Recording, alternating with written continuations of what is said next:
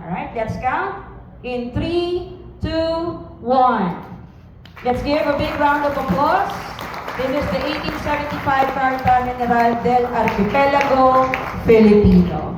May we invite our directors, Justice Carpio and Attorney Callejo, to please have your seat for the signing of our Deed of Donation.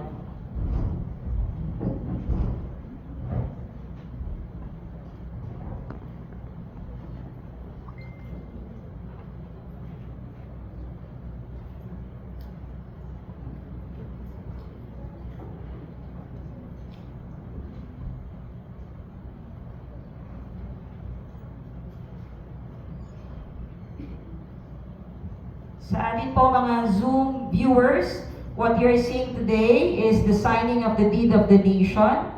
Of course, from our very generous donor, Justice Antonio Carpio, turning over the 1875 Carta General del Archipelago Filipino.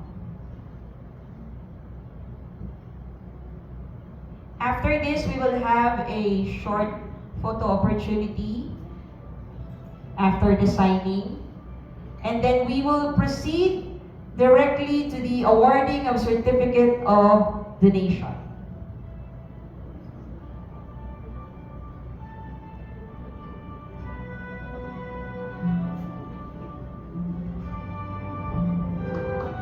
Let's give a big round of applause.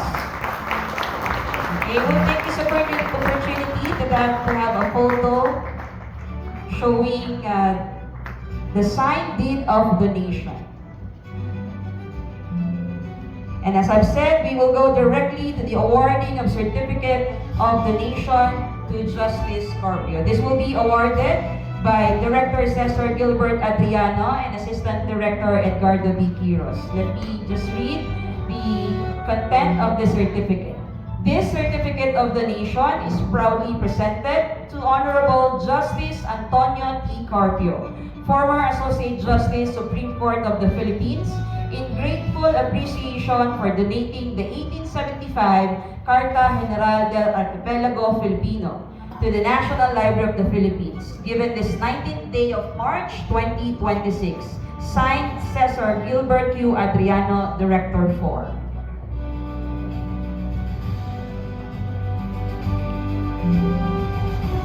Can we give Justice Carpio a big round of applause?